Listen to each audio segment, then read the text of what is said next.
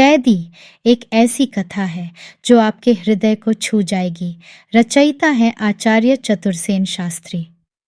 आचार्य चतुरसेन शास्त्री हिंदी साहित्य के एक महान रचनाकार हैं, जिनकी कहानियों में मानव जीवन के विविध रंग और भावनाएं सजीव हो उठती हैं। क्या आपने कभी सोचा है कि जेल की दीवारों के पीछे भी दिल धड़कते हैं, प्यार उमड़ता है और वेदनाएं करवटें बदलती हैं? क्या जेल की अंधेरी कोठरियों में बंद कैदियों का भी कोई सपना होता है? इस कहानी का नायक एक ऐसा नवयुवक है जो जेल से बाहर निकलने से अधिक उस कैद में ही सुरक्षित महसूस करता है। क्यों है ऐसा? क्यों वह स्वतंत्रता से अधिक कैद की दीवारों को चुनता है? आखिर क्या वजह है कि यह कैदी अपनी अंतिम रात को जेल में ही बिताना चाहता है? वह किससे और क्यों इतना प्रेम करता है कि जेल की सलाखें उसे बाहरी दुनिया से अधिक प्रिय लगती हैं? आचार्य चतुरसेन शास्त्री की कलम से निकली यह कहानी आपको उन अनकहे सवालों के जवाब देने के साथ साथ मानवीय संवेदनाओं की गहराइयों में डुबो देगी। तो चलिए शुरू करते हैं। आप मेरे मुरब्बी और श्रद्धास्पद हैं। आप इतना आग्रह करते हैं तो मैं सब कहूँगा। निस्संदेह आपकी कृपा और प्यार को मैं नहीं भूल सकता। कल मैं इस जेल से छोड़िच दिया जाऊँगा। फिर मैं आपका यह प्यार, यह दयापूर्ण व्यवहार, यह पिता के समान पीठ पर थपकियाँ कहाँ पाऊँगा, जो गत 5 वर्षों से मेरे जीवन का सहारा रही है। यहाँ आपने मुझे इस प्रिय कोठरी में बंद सुरक्षित रखा। अब जब उन्मुक्त संसार में जहाँ अनगिनत आदमी, अनंत भूमि, नगर, गांव, सड़क, सवारी, धन संपदा, सुख दुख, मोह वेदना, जीवन और मरण है, मैं कल फेंक दिया जाऊंगा और जेल की ये सुरक्षित प्यारी दीवारें जब मेरे लिए निर्दयतापूर्वक बंद कर दी जाएंगी, तो फिर मैं अवश्य ही कहीं न कहीं खो जाऊंगा। मेरा कहीं पता भी न लगेगा। मेरी उदासी का यही कारण है। महोदय, नैतिकता मेरे बीच में बाधा डालती है, वरना मेरे एक साथी ने मुझे ऐसा रास्ता सुझा दिया है कि आपके के कुछ न हो सकेगा और मैं जेल में कम से कम चिरकाल तक और सफल हुआ तो मृत्यु तक बना रह सकता हूँ।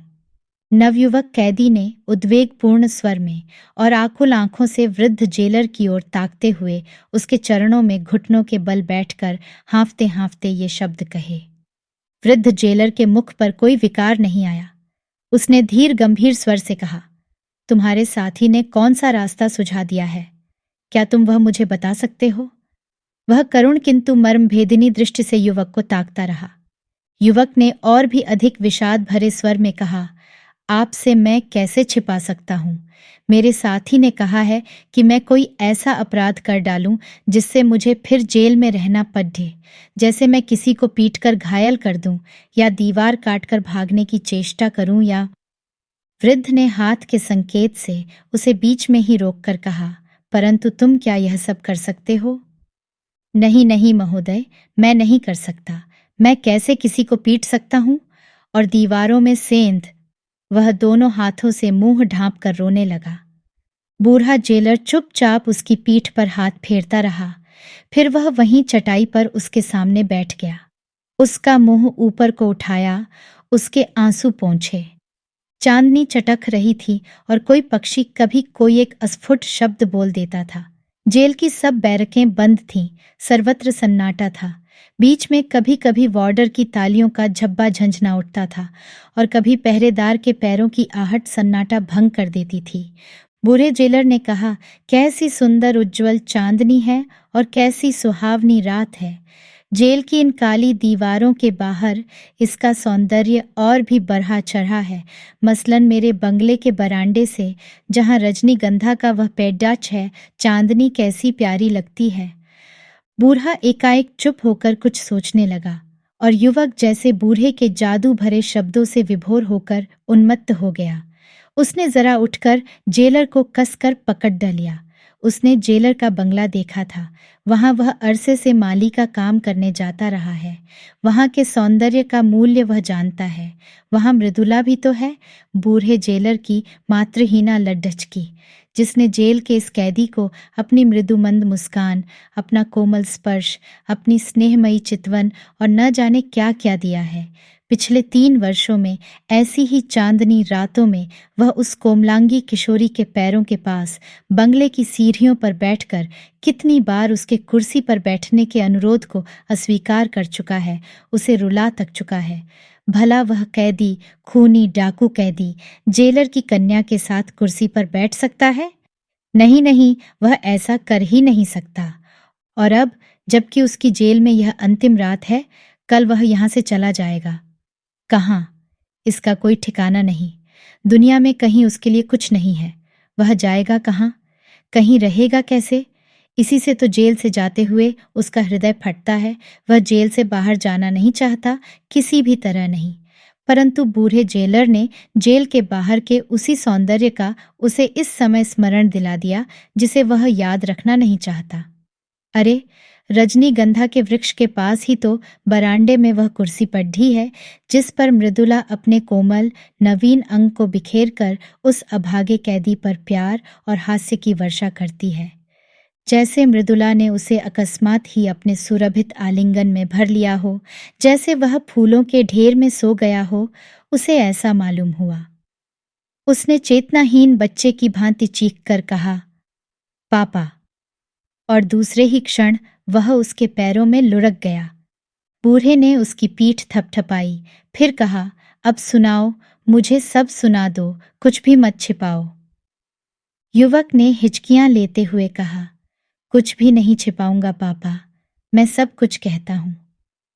20 साल की आयु में मैंने यूनिवर्सिटी की परीक्षाएं समाप्त करके रिसर्च करना प्रारंभ किया। माता पिता मेरे बचपन ही में मर चुके थे और मेरा अधिकांश समय बोर्डिंग में ही व्यतीत हुआ। मैंने सदैव प्रथम उत्तीर्ण होकर प्रमोशन और वजीफे पाए। भाई साहब मेरे लिए खर्च की मदद करते रहे, कुछ मैं ट्यूशनें करता रहा और इस प्रकार मेरा उस समय तक का जीवन इस प्रकार का एकांत जीवन रहा। हॉस्टल और कॉलेज में सर्वत्र मैं किताब का कीढ़ा, अरसिक और बौद्धम के नाम से मशहूर रहा। अच्छे कपद्धे लत्ते न मुझे नसीब हुए, न मुझे उनका शौक हुआ। इसी से कॉलेज के फैशन से परिपूर्ण जीवन में मैं थोड़ा लज्जित सा रहकर भी अलग रहता था। तमाशा, थिएटर, नुमाइश आदि बहुत कम देख पाता था। मित्र कोई था ही नहीं। सगे थे सिर्फ भाई साहब जो बर्मा में सुपरवाइजर थे। उनसे इतना ही संबंध था कि दूसरे तीसरे मास कुछ खर्च भेज देते।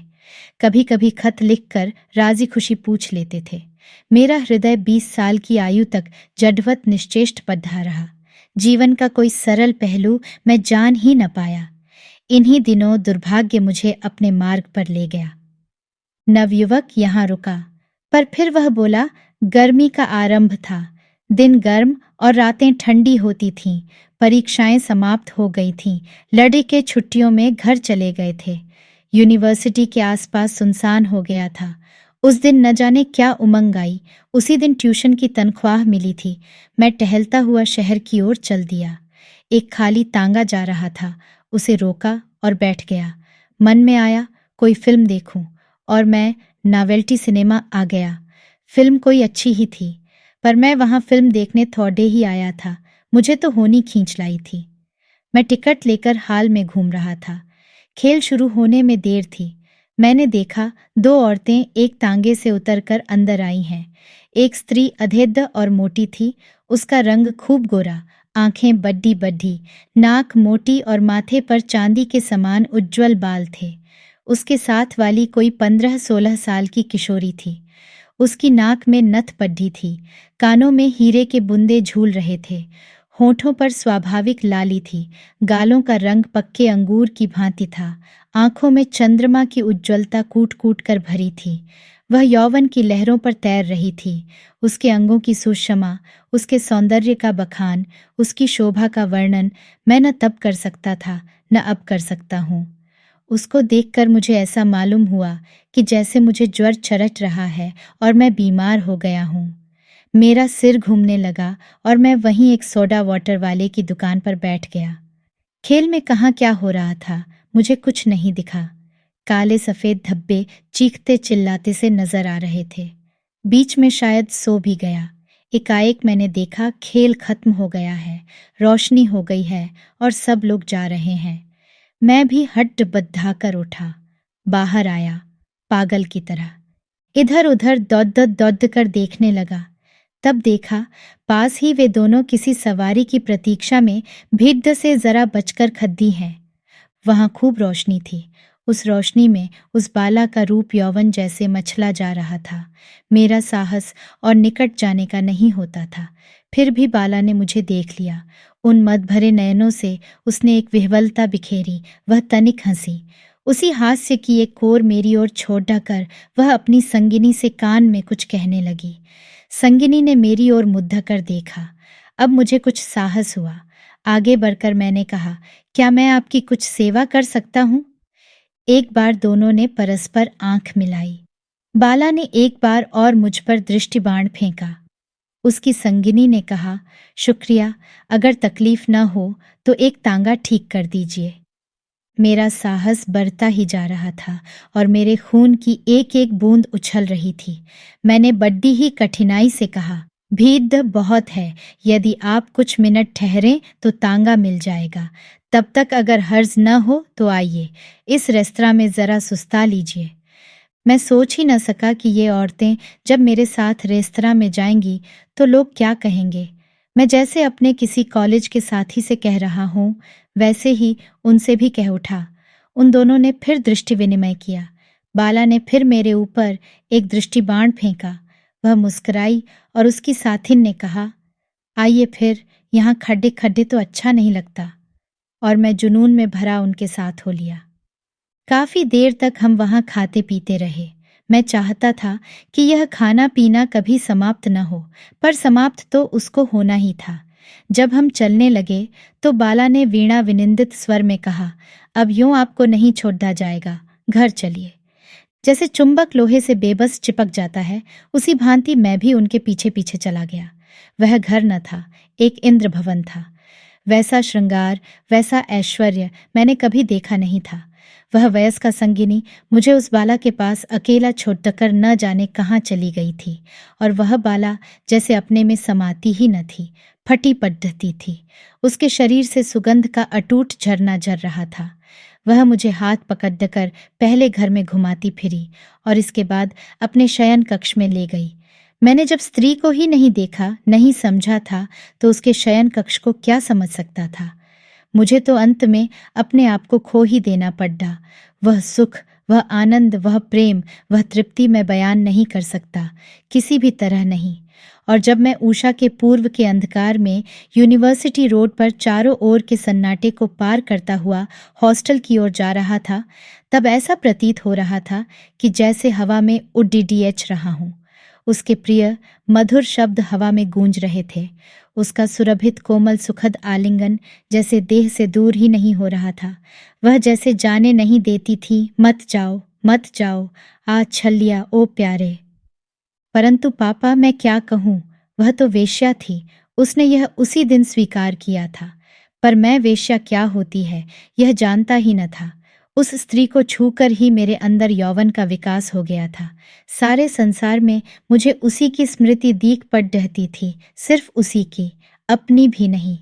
दूसरे दिन जब मैं वहां पहुंचा तो मैंने देखा संगीत की स्वर लहरी मेरे स्वागत के लिए उस घर में धूम मचाती फिर रही है। अब इसके सिवा मैं सोच ही क्या सकता था।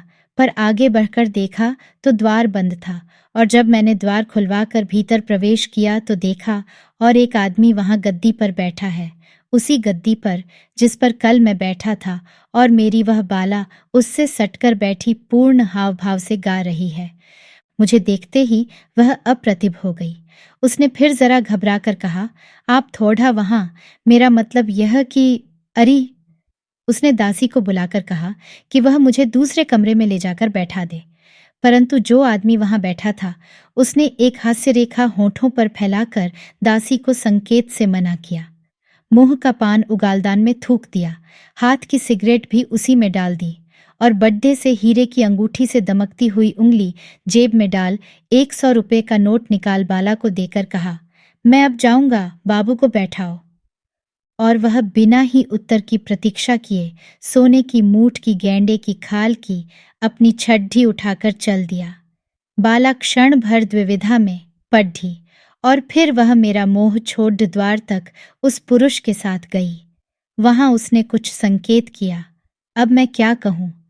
परंतु मैं तुरंत ही समझ गया, वेश्या का घर है, वहां क्या करना चाहिए, क्या सहन करना चाहिए, यह भी मैं समझ गया। उस समय मुझे यह भी याद आया कि वेश्या को रुपये भी दिए जाते हैं और मैंने उसे कल कुछ दिया नहीं था। इसी से मुझे अपने ऊपर अत्यंत लज्जा बोध होने लगी, खासकर इसलिए कि जेब में पूरे 100 रुपये नहीं थे, 70 रुपये थे। तनख्वाह के जो 80 रुपये मिले थे, उनमें कुछ खर्च हो गए थे। मैंने 100 रुपये का नोट देते देखा था। मैं कम कैसे दे सकता था? परंतु जब उसने पीछे से आकर दोनों कंधों को पकड़ ढककर कहा, चलो भीतर बैठें, तो मेरा संकोच जरा कम हुआ। वही प्रेम, कोमलता, वही स्वर माधुरी। फिर भी वह हीरे की अंगूठी वाला आदमी तो जितना मैं उसे भूलने की चेष्टा करता था, उतना ही आंखों में आ घुसता था। मैंने कहा, कौन था वह? वह कुछ अनमनी हो उठी। उसने कहा, जाने दो उसे। और उसने मेरे गले में अपनी कोमल भुजवल्लरी डाल दी और कहा, तुम बड्ढे निर्मोही हो। कल तुम मुझे छोड़ाकर जा कैसे सके? कहो, अब फिर जाओगे? मैं कुछ कैसे कहूँ? वह हीरे की अंगूठी वाला आदमी और उस नोट के बड्ढे बड्ढे अक्षर 100 रुपये मेरी आंखों में जैसे रेत के कण की तरह खटक रहे थे। मैंने जैसे उसकी बात सुनी ही नहीं, छटपटाकर अलग हुआ और जेब से 70 रुपये के नोट निकालकर उसके हाथ पर रखकर कहा, कल देना भूल गया था मैं। रुपये देखकर वह मेरी ओर देखने लगी, फिर मुस्कुरा कर कहा, कहाँ से पाए?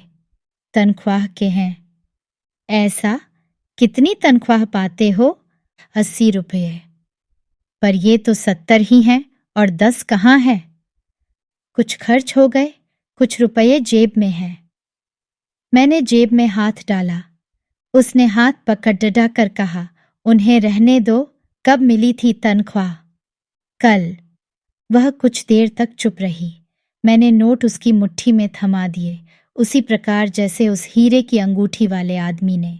पर वह उन्हें हाथ में लेकर मुस्कराई नहीं, कटाक्ष भी मुझ पर नहीं फेंका, जैसा अभी अभी मेरी आंखों के सामने उस आदमी पर फेंका था। मैंने कहा, बाकी मैं अगली बार दे जाऊंगा। और फिर मैं एकाएक वहां से उठने लगा। मुझे स्मरण हो आया कि यहाँ तो प्रत्येक मुलाकात के रुपये देने पड़ जाते हैं। उसने मुझे पकड़ दियाज कर खींच लिया। कहा, जाते कहाँ हो और कितने रुपये तुम्हारे पास हैं? बस और तो अब नहीं है। फिर कल कहाँ से दोगे? मैं जरा सटपटाया। फिर कहा, किसी दोस्त से मांग लूंगा। उसे फिर कहाँ से दोगे? तनख्वाह मिलने पर दे दूंगा। मगर खाओगे क्या? मेरा सब प्रेम और आनंद इन रुपयों के झमेले में हवा हो गया। सच ही तो, अब मैं खाऊंगा क्या? मुझे चुप देख उसने मेरी जेब में डाल दिए, फिर और पास खिसक कर मेरे गले में बाहें डालकर कहा, रुपये पैसे की बातें अब न करना, समझे? पर मैं समझूं कैसे और समझाऊं कैसे? विवाद बहुत हुआ, पर रुपये उसने लिए नहीं। लज्जा और ग्लानि के मारे कई दिन फिर नहीं गया, परंतु एक दिन जब मन बहुत उद्विग्न हुआ तो न रहा गया। जाकर देखता हूं कि सब भीतर के द्वार खिड़कियां बंद हैं। पूछने पर मालूम हुआ तबीयत खराब है। आवाज सुनकर दरवाजे तक आ गई। बाल सूखे और बिखरे हुए थे, कपड़े मैले और अस्त व्यस्त, चेहरा जैसे मिट्टी से पोत दिया है। मैंने कहा, क्या हुआ, कुछ बीमार रही क्या? वह बोली नहीं। हाथ पकड़ डांटकर शयन कक्ष में ले गई। पलंग पर पट डांटकर खींचकर आलिंगन में कस लिया और उसके आंसुओं से मेरा वक्षस्थल भीग गया।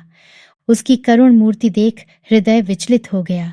उसकी आंखों में एक वेदना, एक याचना थी। उसे देख मैं संयत नहीं रहा। मैंने जितना और निकट उसे लाना संभव था लाकर कहा, तुम्हें क्या तकलीफ है? मुझसे कहा, मैं प्राण देकर भी उसे दूर करूंगा। उसने कंपित कंठ से कहा, मैं तुम्हें प्यार करती हूँ, यही मुझे तकलीफ है। तुम जानते हो, हमें प्यार न करना और प्यार का अभिनय करना ही सिखाया जाता है, पर मुझे तो तुमसे प्यार करना ही पड़ा। अब मैं कैसे जीऊंगी? यह प्यार मेरा नाश कर देगा। मैंने व्याकुल होकर कहा, यह तुम कहती क्या हो? प्यार तुम्हें नाश कर देगा? प्यार तो मनुष्य को अमर कर देता है। प्रेम की बड़ी महिमा है।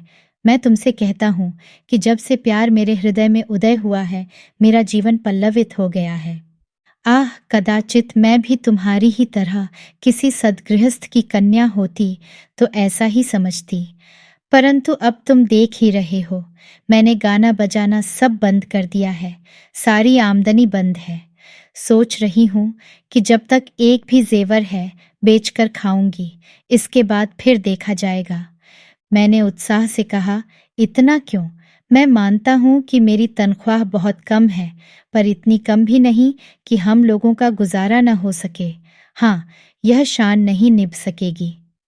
शान की न कहो, मैं झोंपड़ी में रह सकती हूँ, परंतु माँ को जानते हो, वह खाए जाती है, उसके खर्च शाही हैं, उसकी आदतें बिगड़ी हुई हैं।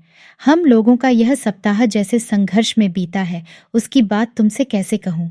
पर मैंने प्रतिज्ञा की है कि जान दे दूंगी, पर मैं अब सिर्फ तुम्हारी ही होकर रहूंगी, सिर्फ तुम्हारी। तुम अपनी पत्नी का पवित्र दर्जा भले ही मुझे न दो, मुझे उसकी परवाह नहीं। मैं प्रत्येक स्थिति में तुम्हारे साथ रहने को तैयार हूँ, मेरे प्यारे स्वामी। ओह, उसके ये शब्द न थे, तीर थे। उन शब्दों ने मेरी आत्मा तक को मूर्छित कर दिया। मैंने अपने भाग्य को सराहा, उसको बाहुपाश में कसकर अगणित चुंबन लिए।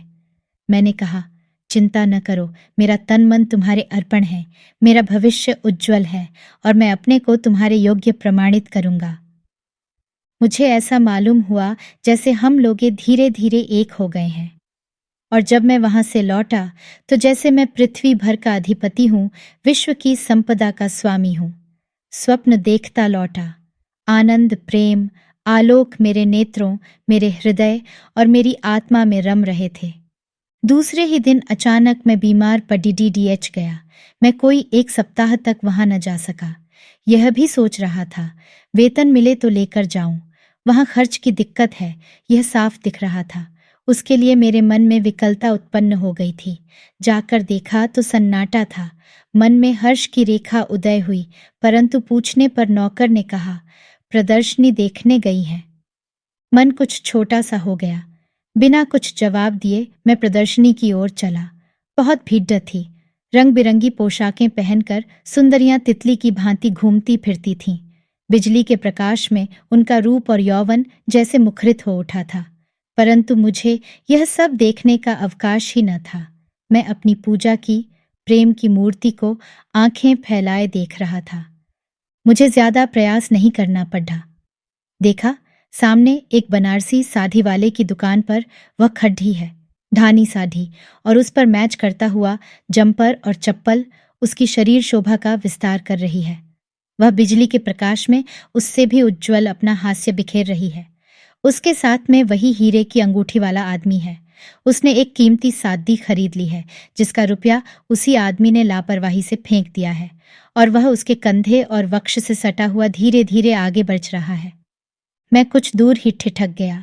मुझे मालूम हुआ जैसे मेरे हृदय की गति भी रुक गई है, परंतु उसने मुझे देख ही लिया। मुझे देखते ही जैसे उसके प्राण निकल गए। उसका हास्य रुक गया, हाथ की साधी छूट पड़ी और वह भौचक सी मेरी ओर देखने लगी। मेरी आंखों से आग निकल रही थी और वह मेरी ओर अब न देखकर धरती की ओर देख रही थी। उसके साथी ने एकाएक सब बातें नहीं समझी। उसने कहा, अरे, साधी गिरा दी तुमने? उसने झुककर साधी उठाई और उस हीरे की अंगूठी वाले की ओर देखकर मुस्कुरा दी, परंतु फिर उसने आंखें नीची कर लीं। मैं उस बदमाश की अशिष्टता पर जल उठा था। इच्छा होती थी कि आगे बढ़कर गर्दन नाप दूं। उसने भी मुझे देखा और मतलब कुछ कुछ समझ गया। उसने भौहों में बल डालकर उससे आज्ञा के ढंग पर कहा, चलो चलो, यहाँ नुमाइश में गुंडों के मारे नाक में दम रहता है, ऐसा घूरते हैं साले कि जैसे खा ही जाएंगे। उसने मेरी ओर एक बार भयानक दृष्टि से देखा और फिर एक प्रकार से उसे घसीटता हुआ आगे ले चला। बड़ी ही कठिनाई से मैंने अपने को वश में रखा। उनके चले जाने पर मुझे कुछ होश आया। मुझे ऐसा मालूम हुआ कि मेरे शरीर का सारा रक्त मस्तिष्क में जमा हो गया है। एक भयानक विचार मेरे मस्तिष्क में आया और मैं बाहर एक तांगे में बैठ यूनिवर्सिटी लौटा। तांगे को तेज चलने का हुक्म दिया। ठंडी हवा के झोंके मेरे बालों को बिखेर रहे थे और विचारों की आग मुझे जला रही थी। मैंने अपना इरादा पक्का कर लिया था। हॉस्टल के निकट मैंने तांगे को छोड़ दिया। 1 रुपया तांगे वाले के ऊपर फेंक कर मैं एक ओर चल दिया। मैं जानता था कि यूनिवर्सिटी का रुपया कहाँ रखा रहता है। चौकीदार वहां बैठा था। उसने हंसकर मुझे सलाम किया। चाबी मेरे पास थी। मैंने धड़ ढकते हुए कलेजे से ताला खोल डाला। चौकीदार को संदेह नहीं हुआ। उसने कहा, बाबूजी, आजकल रात को भी आपको काम करना पध्यक्षता है? मैंने न जाने क्या जवाब दिया। हाँ, इतना याद है। उसे कुछ पैसे दे कुछ खाने की चीजें लाने को भेज दिया और मैंने सफलतापूर्वक अपना काम कर लिया। जितने नोट जेब में समा सके जेबों में भरकर मैं बाहर निकला। कमरे का ताला लगाया। चौकीदार अभी भी नहीं आया था। मैंने उसकी प्रतीक्षा नहीं की, सीधा सडीडर डेक पर आया। एक बस उधर से जा रही थी। उस पर कूदकर चढ़क गया और मैं कुछ ही देर में फिर वहीं कोलाहल में मिल गया। उन्हें मैंने तुरंत ही पा लिया। वे दोनों एक रेस्तरां में बैठे चाय पी रहे थे। बहुत लोग वहां बैठे थे, स्त्रियां भी और पुरुष भी। उसने मुझे देखा। इस बार उसने साहस किया। उस पुरुष से कुछ कहकर वह मेरी ओर बढ़ी। मैं पत्थर की मूर्ति की भांति खड्डा घूर घूर कर उस हीरे की अंगूठी वाले को देख रहा था। उसके वे शब्द मेरे कानों में गूंज रहे थे। उसे मेरे पास आते देख वह क्रुद्ध हो उठा। वह अग्निमय नेत्रों से मेरी ओर ताक रहा था। उसने पास आकर कोमलतापूर्वक मेरा हाथ अपने हाथों में लेकर कहा, चलो घर चलें। मैं एक विद्रूप हंसी हंस उठा। ज्वालाएं मेरे हास्य में सुलग उठीं। मैंने कसकर उसका हाथ पकड़ डस लिया। फिर मैंने खूब चीख मारकर कहा, भद्रजनों और महिलाओं, यह देखिए, आपके बीच में एक रंडी आ बैठी है जो अपने रूप और अस्मत का सौदा करने का पेशा करने में खूब कुशल है, जिसने प्रेम नहीं प्रेम का अभिनय करना सीखा है, जो विश्वासघात करती और पैसे के लिए अपनी ही आत्मा का खून पीती है। भद्र महिलाओं, ऐसी औरतों को अपने साथ बैठने देना आपका अपमान है। आप सब मिलकर इसे धिक्कारिए और मैं इसके लिए एक चीज लाया हूं। वह इस औरत की दुनिया में सबसे प्यारी चीज है। वह देखिए, यह है। मैं यह इसे देता हूं। अब आप इससे कह दीजिए कि इसके लिए यह काफी से भी ज्यादा है। अब यह स्त्रियों की जाति को कलंकित करने वाले इस अस्मत फरोशी के सौदे को छोड़ डीडीडीएच दे। मैंने जेब से नोटों के बंडल उस पर फेंक दिए। वह बेंत की तरह कांप रही थी। नोट छितराकर इधर उधर बिखर रहे थे और लोगों के ठट जमा हो गए थे। मुझे ऐसा मालूम हुआ कि जैसे वह झुक रही है और अब गिर जाएगी। मैं कुछ उसकी ओर बरस आ रहा था कि फिर वही हीरे की अंगूठी वाला आदमी आगे बढ़ा। उसने अपनी सोने की मूठ का पतला बेंत उठाकर सपाक से मेरे मुंह पर दे मारा और कहा, जानवर। मुझे कुछ जरा सा दर्द मालूम हुआ। फिर कोई खारी सी गर्म गर्म चीज बहकर मेरे होठों को छू गई। मैं एकाएक चीते की भांति उस पर टूट पड़ा। वह मेरे आक्रमण के वेग को न संभाल सका। उसका सिर सामने के एक लकड़ी के कुंदे से जा टकराया। एक तीव्र चीख के साथ वह घूमकर धरती में जा गिरा। लोग खून खून, पुलिस पुलिस चिल्लाने लगे। मेरी आंखों में अंधेरा छा गया था, पर मैं तुरंत ही वहां से भाग चला। टीन की दीवार को फांदकर मैं अंधकार में विलीन हो गया। नुमाइश का शोर धीरे धीरे गायब हो गया और मैं बचकर साफ निकल गया। यूनिवर्सिटी की चोरी और नुमाइश का खुआन दोनों ही दूसरे दिन दैनिक पत्रों में बद्धी बद्धी सुर्खी देकर छपे। मेरा नाम और तस्वीर भी छपी, मेरे फरार होने की खबर भी। पारा अचकर मैं कांप गया। उस अभागिनी का क्या हुआ, सिर्फ यही नहीं छपा, उसके समाचार प्राप्त करने के लिए मैं छटपटा उठा। 5 महीने मैं फरार रहा। इन 5 महीनों की मनोव्यथा कैसे कहूं। प्राणों के मोह और कायरता की भावना की इतनी गहराई का कभी अनुभव नहीं किया था। ऐसा मालूम होता था कि प्रतिदिन मैं कई बार मर जाता था और कई बार जी जाता था। फांसी के, अदालत के, जेल के दृश्य देखता। मेरे नाम का वारंट निकल चुका था, उस पर भारी इनाम भी था, पर परिस्थिति ने मुझे धूर्त बना दिया था और मैं 5 महीने तक सुरक्षित रहा। अंत में एक दिन मुझसे न रहा गया और मैं साहस करके उसको देखने को नगर में गया। दिए जल चुके थे, सड़ढकों पर अंधकार था। मैं मन में शंकित सा धीरे धीरे जा रहा था। उसी भांति सन्नाटा था, द्वार बंद थे। मैंने धीरे से द्वार खटखटाया। स्वयं उसकी माँ ने दरवाज़ा खोला। मुझे देखकर वह चमक पड़ी। फिर उसने उंगली के संकेत से मुझे चुपचाप भीतर आने को कहा। वहां जाने पर उसने सतर्क होकर द्वार बंद कर लिया। फिर कहा, यहाँ प्रतिक्षण पुलिस के आने का भय है, मकान पर पहरा लगा हुआ है, तुम कैसे आ गए? मैंने कहा, है कहाँ वह, यह बताइए। धीरे बोलिए, उसने संकेत से कहा। वह सो रही है, बहुत बीमार है, डॉक्टर जवाब दे चुके हैं। मैं आपसे क्या कहूँ, आपने उसे बर्बाद कर दिया बाबू। वह मुझे वहीं ठहरने का संकेत करके भीतर गई। मैं देर तक बैठा हुआ अतीत की बातें याद करता रहा। यदि वह बीमार है तो अवश्य मेरे ही कारण। आह, वह अवश्य ही मुझ भाग्यहीन से प्रेम करती है। धीरे धीरे वृद्धा बाहर आई। वेदना और निराशा उसके मुंह पर छा रही थी और उसकी आंखों में आंसू भरे थे। मैंने कहा, ईश्वर के लिए हुआ क्या है, कहिए तो। कुछ नहीं, उसने आंखें पोंछ कर कहा। आप आइए, वह बहुत उत्तेजित हो गई है। मैं कदम बढ़ाता हुआ कमरे में गया। देखा, वह पलंग पर नहीं, आराम कुर्सी पर बैठी मेरी ओर देखकर हंस रही थी। उसके बाल जल्दी जल्दी में तभी गूंथ दिए गए थे। फिर जल्दी में एक कीमती सादगी उसके बदन से लपेट दी गई थी। उसने कागज के गुलदस्ते के कुछ फूल उठाकर हाथों में ले लिए थे। मुझे देखते ही एक बार वह हद बदाकर उठ खद्दी हुई, पर तुरंत ही लद खद्दा कर गिरने लगी। मैंने लपक कर संभाला और पलंग पर लेट जाने को कहा तो हंसकर बोली, अब मैं पलंग पर नहीं जाऊंगी, अब तो मैं बिल्कुल अच्छी हो गई। तुम आ गए, यही तो बीमारी थी। उसने अपनी भुजाएं मेरे गले में डाल दी। एक बार फिर उठने की चेष्टा की, पर न उठ सकी। मेरी गोद में झुक गई और मैं उन्मत्त होकर चुंबन लेने लगा। उसने मेरे रूखे बालों पर हाथ फेरा, मेरा मुरझाया मुंह देखा, हंसती रही। फिर कहा, बद्धे निर्मोही हो, मगर आए तो। मैंने कहा था, जरूर आवेंगे। कहो, अब तुम मुझे छोड़ कर न जाओगे ना?